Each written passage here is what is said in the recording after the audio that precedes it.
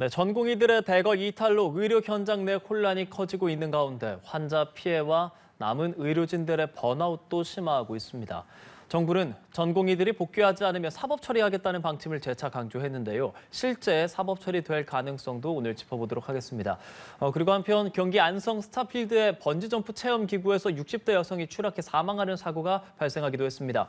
경찰은 안전조치 미흡 여부를 조사 중인데요. 오늘 자세한 내용들 양지민 변호사와 함께 짚어보도록 하겠습니다. 어서 오십시오. 안녕하세요. 안녕하세요. 이 얘기 먼저 해봐야 할 것 같습니다. 지금 의료 현장 내 혼란 계속 가중되고 있는 것 변호사님과 많이 얘기 나누고 있는데 지금으로서 집단 사직에 참여한 전공의들 규모 어느 정도 되는지부터 짚어볼까요? 일단 굉장히 많은 수의 전공의들이 집단 사직에 동참을 하고 있는 상황입니다. 복지부에 따르면요. 99개의 병원 전공의 80%가량이 일단은 집단 사직에 동참을 하고 있는 상황입니다. 예. 숫자로 따지면 9,900여 명 정도가 된다라고 하고요. 그러다 보니까 아무래도 이 상급 병원에서 일명 빅5 병원이라고 일컬어지는 그 병원들에서 진료 차질이라든지 아니면 수술 일정이라든지 이런 것이 이제 계속해서 문제가 될 수밖에 없는 상황입니다. 일단은 상급 병원의 수술 같은 경우에 50%가량 줄었다고 하고요. 반토막이네요. 맞습니다. 그리고 입원도 24%가량 감소를 했습니다. 이렇게 될 수밖에 없는 이유가 이제 상급 병원에서 정말 중증이라든지 위급하지 않은 환자들의 경우에는 다른 병원으로 갈 것을 전원할 것을 다 권유를 하고 있거든요. 예. 그러다 보니까 이렇게 입원한 환자 수라든지 아니면 수술의 숫자가 굉장히 많이 줄었습니다. 이렇게 사태가 심화하고 있는 상황이기 때문에 정부는 이번 주 안으로 전국의 50개 수련병원을 대상으로 현장 점검을 완료하겠다고 밝혔습니다. 어떤 의미라고 봐야겠습니까? 일단은 현장 점검을 한다는 것은 실제로 파견을 가서 누가 근무를 하는지, 누가 근무를 하지 않고 현장을 이탈했는지를 확인하겠다라는 의도로 읽힙니다. 일단은 이번 주에 50개의 수련 병원에 직접 현장 점검을 나가서요. 어떤 전공의들이 이제 근무지를 이탈했는지, 또 사직은 누가 이제 제출을 했는지 사직서를 이런 부분들을 다 점검을 할 것으로 보이고요. 일단 정부의 방침은 이렇습니다. 지금 대부분의 사실 전공의들이 이미 현장을 떠난 상황이거든요. 물론 현장을 떠났고 업무 개시 명령을 내렸지만 이것에 따르지 않으면 그것으로 바로 이제 막바로 형사처벌 대상이 되기는 하지만 만약에 29일까지 복귀를 한다면 이전에 있었던 일에 대해서는 책임을 묻지 않겠다라는 것이 정부의 입장이고요. 그러니까 지금 정부의 강한 의지는 이렇게 업무에 빠르게 전공의들을 복귀를 시켜서 3월부터는 이러한 진료 공백이라든지 의료 현장에서의 혼란을 조금 더 줄여보겠다라는 의도로 읽힙니다. 만약에 그런데 이러한 정부의 방침에 따르지 않고 전공의들이 미복귀를 한다. 예. 3월이 지나도 복귀하지 않는다라고 한다면 그때는 사법 처리할 예정이다라고 밝히고 있습니다. 그렇습니다. 복지부가 지금 의료법 체계 안에서 법률 검토도 마쳤다고 했고 뿐 아니라 또 법무부 역시도 법률 자문을 하도록 어떤 감사를 파견하겠다라고 밝힌 상황이잖아요. 어떤 법적인 조치들을 하겠다라고 지금 검토를 마친 겁니까? 일단은 가장 주요하게 볼 수 있는 것은 이제 의사 면허에 대한 정지 처분입니다. 일반적으로 우리가 의료법에 따라서 사실 업무 개시 명령도 내릴 수 있는 것이고요. 전공의들은 이제 우리가 사직서를 제출하고 나의 개인적인 신상에 의해서 사직을 하는 것이다라고 이야기를 하겠지만 그렇죠. 정부의 입장은 충분히 이것이 집단 사직에 동참을 해서 사직서를 제출한 것인지 아닌지를 가려낼 수 있다라는 것입니다. 그리고 또한 지금 상황이 굉장히 좀 위중하고 좀 국가적으로 굉장히 심각한 상황에 처해질 수가 있기 때문에 이런 경우에는 아무리 개인적인 사유라고 하더라도 사직서를 수리하지 않을 수 있다라는 것이 이제 정부의 입장이고요. 예. 이 부분에 대해서 사직 제한이 가능하다라는 법률적인 검토까지 마쳤다라는 것입니다. 지금 근데 그런 상황에서 일부 전공의 같은 경우는 한국에서 의사 면허를 포기하고 뭐 미국이라든지 외국에서 면허 시험을 준비하겠다 이런 소식이 전해지기도 했는데 이에 대해서 또 박민수 보건복지부 이 차관이 관련 이야기를 좀 했습니다. 어떤 내용인지 듣고 와서 이야기 나눠보죠. 면허정지 처분은 그 사유가 기록에 남아 해외 취업 등 이후 진로에도 영향을 미칠 수 있다는 점을 명심해 주시기 바랍니다. 또한 3월부터는 수사와 기소 등 추가적인 사법 처리도 불가피할 것입니다. 예, 사법 처리를 단행하겠다는 강경한 입장이 보이는 그런 발언이었는데 어떻습니까? 실제로 면허정지 처분 같은 걸 받게 되면 해외 취업에 좀 지장이 있을 가능성이 있겠습니까? 아무래도 가능성은 있겠죠. 왜냐하면 해외 취업이라는 것은 사실은 의사든 아니면 의사가 아닌 직종에서든 내가 가지고 있는 면허에 대해서 이것이 면허가 유효한지 그리고 언제 내가 이러한 면허를 획득했는지 이 부분에 대해서 이제 관련 서류들을 다 제출을 하게 됩니다. 네. 그런 과정에서 언제 내가 면허를 취득을 했지만 하지만 어느 사유로 인해서 일정 기간 동안 면허가 정지됐었다. 이런 사항까지 사실은 다 남을 수밖에 없는 것이고요. 외국에서 이제 취업을 하려고 목적을 하는 것이기 때문에 사실은 이제 우리나라 사람들 같은 경우에는 이런 사유로 이렇게 뭐 이제 면허가 정지됐구나라고 알 수도 있겠지만 사실 그 부분에 있어서 잘 이제 익숙하지가 않은 이런 해외 취업의 경우에는 좀 불이익이 따를 수도 있겠다라는 생각도 듭니다.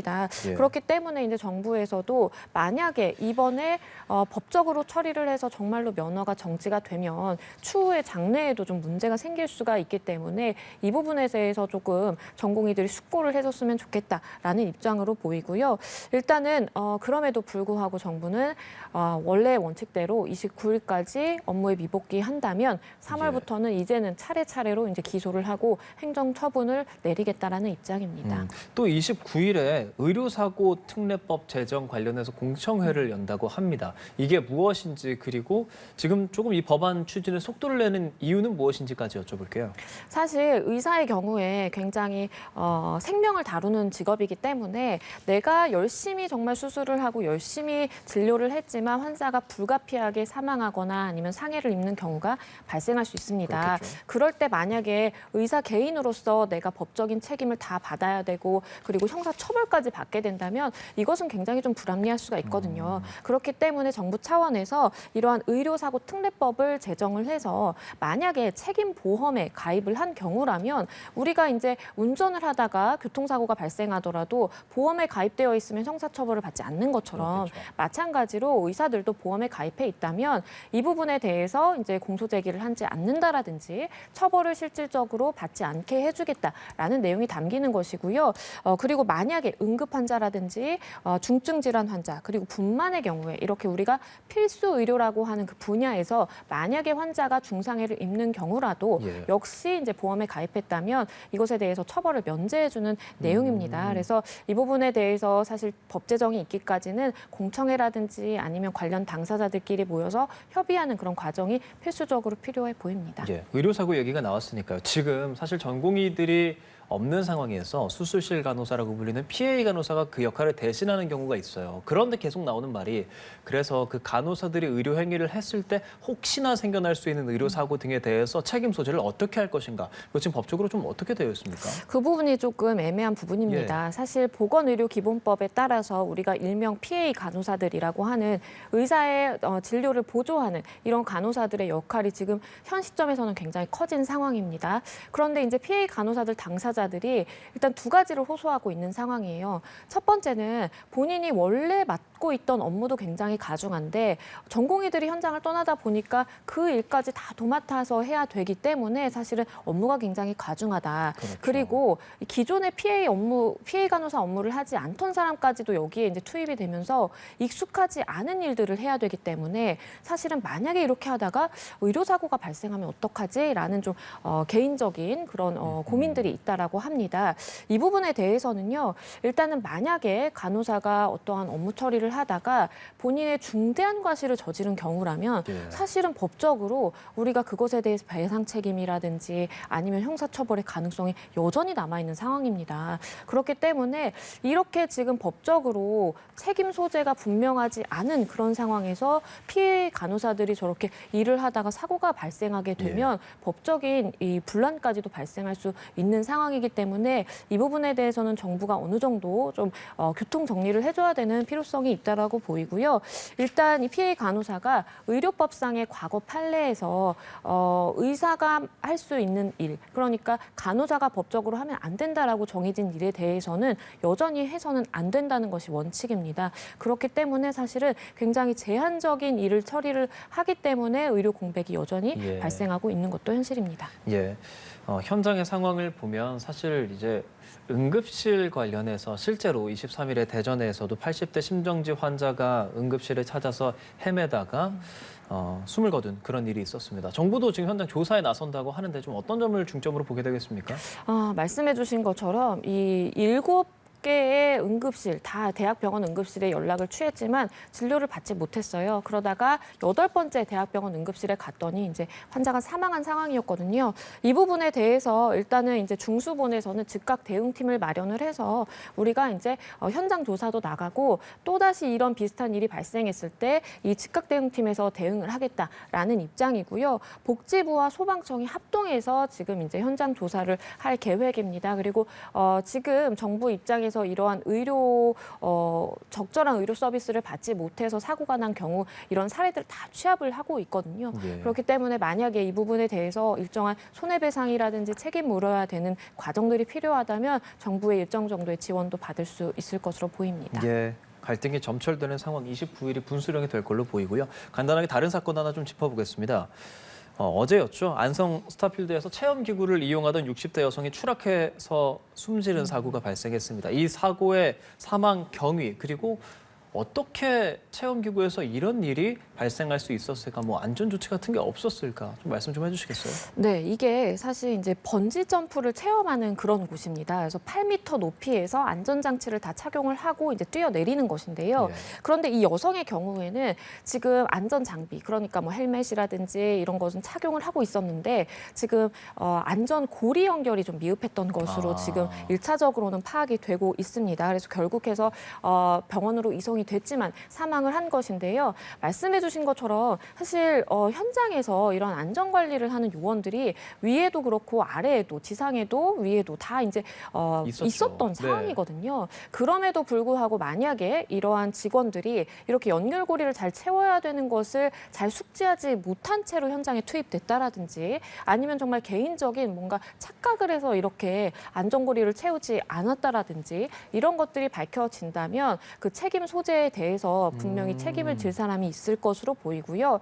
물론 이렇게 안전고리를 채우고 그 현장에서 보조를 하는 그 당사자뿐만 아니라 예. 이 업장을 관리하는 업주에게도 사실 책임을 물을 수 있는 가능성도 있기 때문에 일단은 형사처벌까지 이어지는지 좀 지켜봐야 됩니다. 그럼 이렇게 어쨌든 사망사고까지 났잖아요. 이런 경우에는 어떤 혐의가 적용되고 그 혐의에 따른 뭐 처벌 어떻게 예상해 볼 수 있겠습니까? 일단은 지금 이제 고의로 어떻게 사람을 이제 사망하게 한 것은 아니고 과실로 인해서입니다. 그래서 업무상 과실치사죄가 적용이 되는 것이고요.